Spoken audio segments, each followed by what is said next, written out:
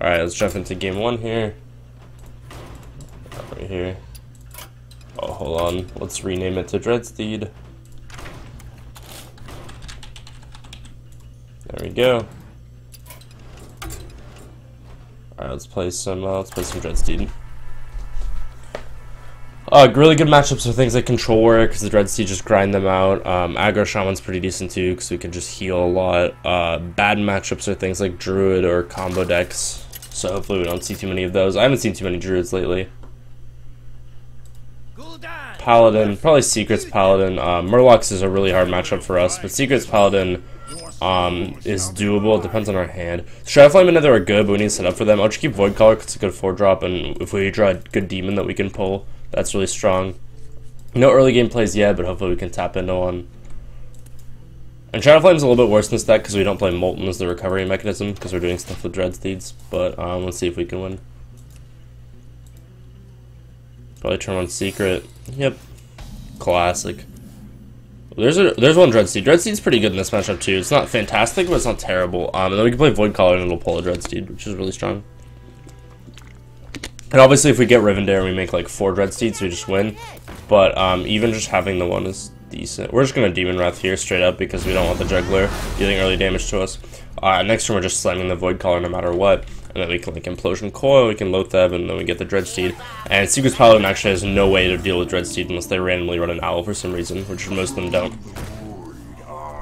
We have Ooze, which is nice. We might have to use it early as a like tempo play if he has a weapon, but it's also good late game against just Tyrion. It's probably going to be Avenge.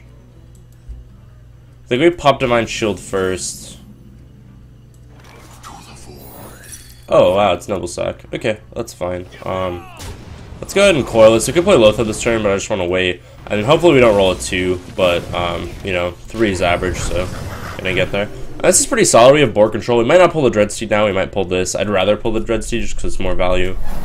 And playing Dreadsteed is kind of a weak turn the first turn you play it. But you know, this isn't looking too bad. Also, if we draw Reno, our Reno works now because oh, he's playing Consecrate. He has some interesting tech choices. Oh, we pulled Gang Boss. That's fine though. I was going to say Reno works now because we did draw our one of Dreadsteed. Or is this? Is this just another secret? Because I'm fine with that. Decided not to play the secret. Maybe it's Redemption. He's saving it. Oh, he's coining something. Okay.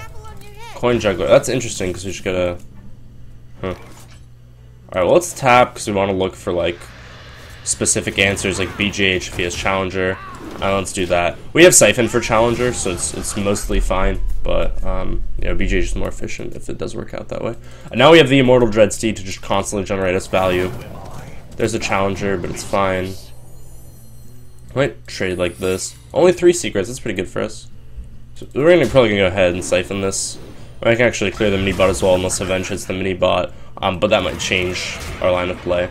Oh, no Noble Sack. So one of them is probably Redemption. We want this Redempted. It's nice that the Avenge hits here because we're siphoning it anyway. And of course, Redemption. And the other one is Competitive Spirit. The only annoying thing here is if he has a Doctor Boom, which I think he might, we don't have a BGH immediately, so we have to like tap Sylvanas to deal with that. But we have Reno afterwards to heal. Oh, it's just a Belcher and a mini bot. That's fine. I think we still actually go tap Sylvanas. I think that's a pretty strong play. It wasn't Competitive Spirit. Does that mean it's Repentance? Interesting. So we have Shadowflame now too, which is a pretty good pickup. Let's just tap. I'm actually fine with Sylvanas getting Repentance here. Because we still get something. Next turn we can Loatheb Shadowflame for a pretty good clear. We can also Hellfire if we need to. We can Reno, we can Heal Bot. And he's kind of out of cards. If he plays Divine Favor, which most people do, and he has it, then he can kind of put himself back in the game. But so far I like how this is looking for us. If that's Tyrion, he should definitely trade with Sylvanas first before playing Tyrion. We don't actually have a good way to kill Tyrion, but we have a good way to deal with the weapon, which is Ooze. And I think at this point we do save that for Tyrion.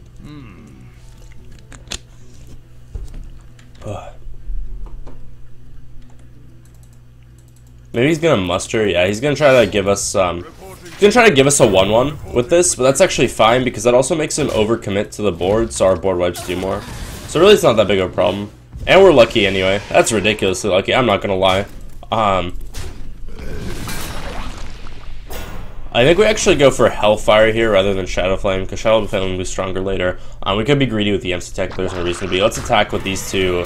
Then Hellfire, this will survive, of course. I know we can play Lothab, just get a threat out there.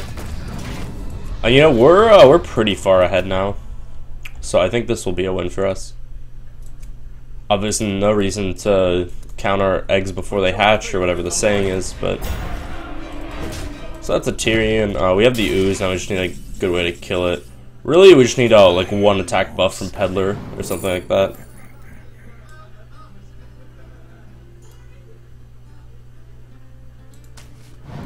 I'm gonna pop Divine Shield, but there's no way he can kill us from 19, and then we can Ooze and Reno in the same turn, so here I think we actually just heavily commit to the board and pass. Like, there's not really a good way he can punish us for this. Next turn we can just trade with it, Ooze and Reno, and then we're still fine.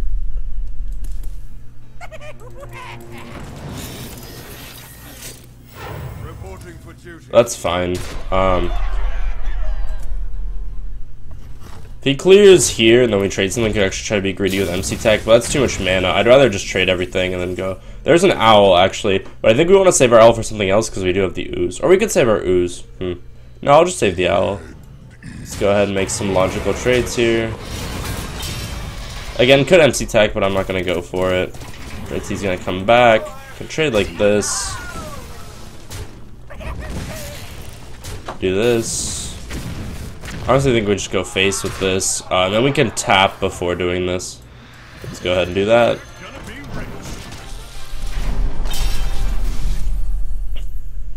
And we still have Morganis and Jiraxis left as sort of late game threats, and he really just has challengers, and even then, not going to get anything too big with the challengers. And this Dreadsteed has actually put in some work, you know. We played on, what, turn 5? Turn 6? So it's already done quite a bit of damage. This is fine. Interesting choice to play Quality and Secrets Paladin. That could have really punished us in the earlier turns. So good thing that didn't happen. Can gain some life here later with Sack Pact. Actually, now we can just go off. Might as well do it for fun since we're pretty guaranteed to win this game anyway. I don't think we play the Chow or any of the other cards here. I think we just pass. One thing you do have to be careful about is when you're going off like this, he can fill our board with Dreadsteeds. We can give us 6 Dreadsteeds, so we can only play 1 minion at a time, which can be annoying in some matchups where you really need to put, like, Dr. Boom doesn't do anything at that point, but we're fine here. We can tap to try to look for lethal. Yep, that's definitely going to be lethal. Kill him with the ponies here. Alright, so solid game 1 against Secret Paladin. Went ahead and took that one.